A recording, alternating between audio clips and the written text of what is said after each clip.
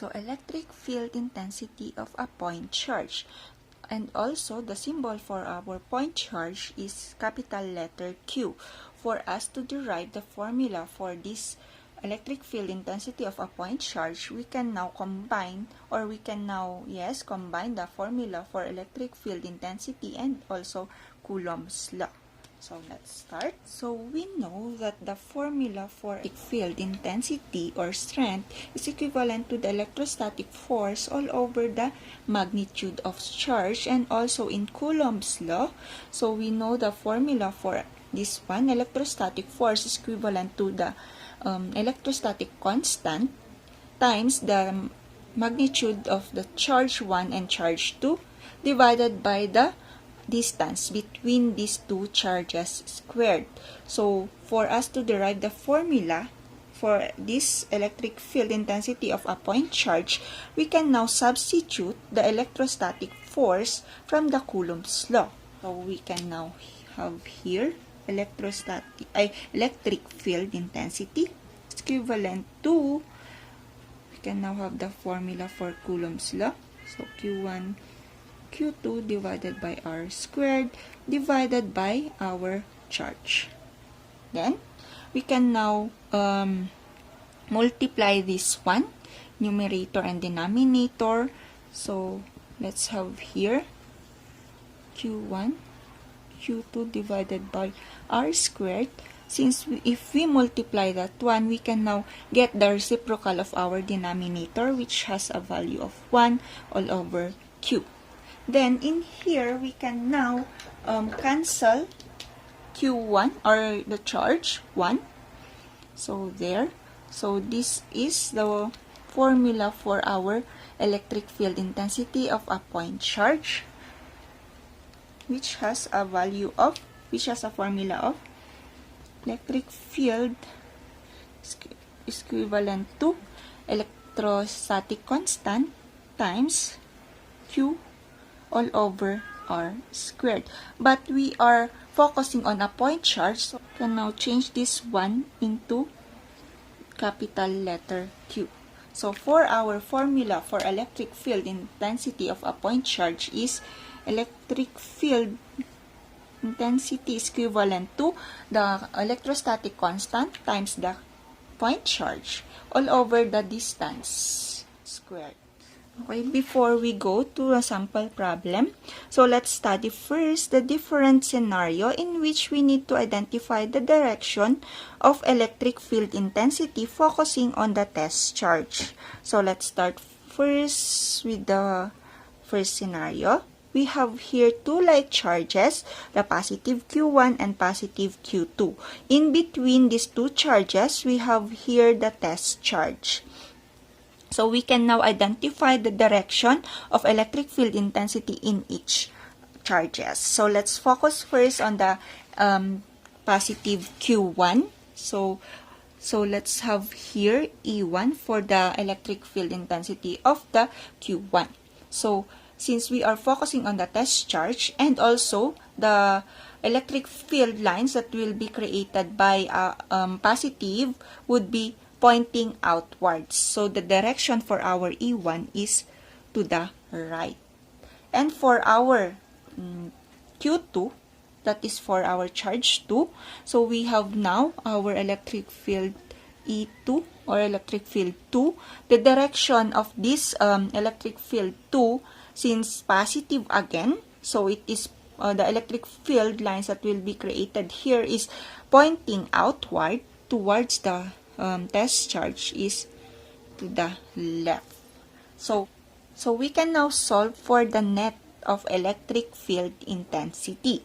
So we can now use this formula as E1 plus E2. But before we can solve, we need to identify and we need to consider the sign of each electric field based on their direction.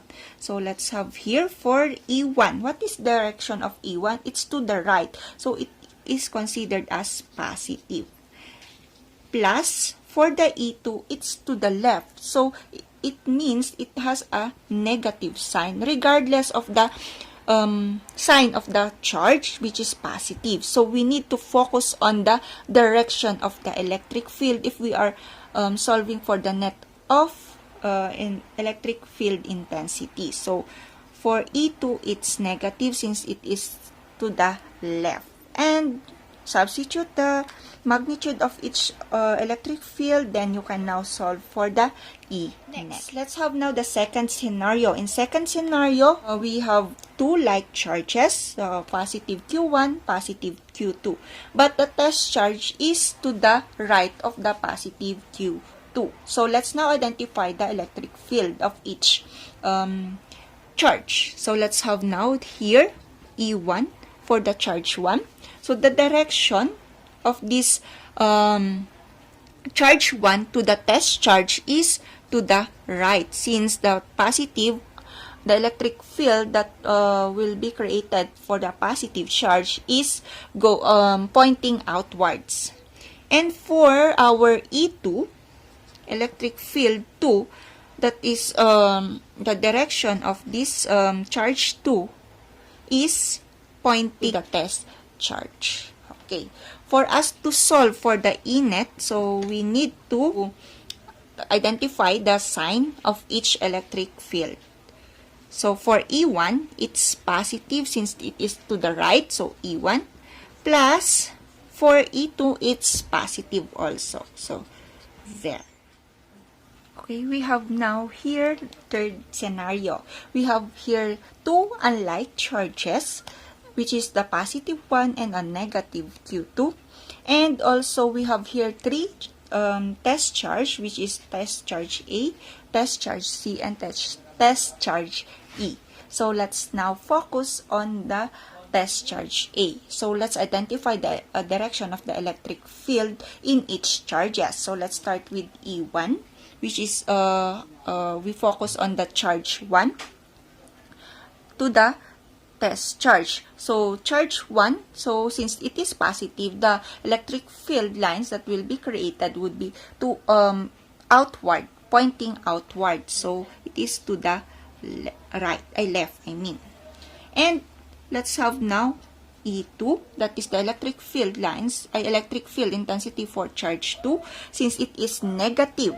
So negative, the electric field lines that will be created in here is pointing inward. So it will be, the direction will be to the right. Next, let's have now test charge C. So let's have the electric field 1, E1. So the direction of this charge towards the test charge C is to the right. And for test charge C, it's that is E2, it is to the right also, since pointing inward. The negative electric field lines will be pointing inward. Next, let's have test charge E. So for electric field 1 for test charge E is pointing to the right. Then for electric field 2 is pointing to the left. So there. That is for our third. For the test charge A, we can now identify the net electric field intensity. So let's have here E net for test charge A. So let's consider the sign of the electric field based on the direction. So E1 is to the left, so it is negative E1, plus the direction of E2 is to the right, so it is positive E2.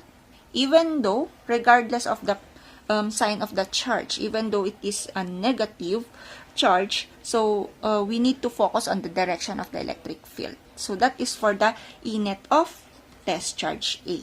How about the E net of test charge C? So let's have here.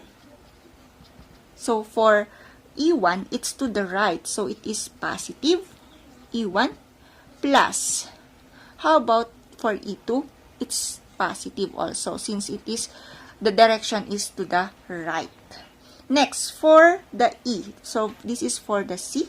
And for the net for letter test charge E. So let's have here the E net.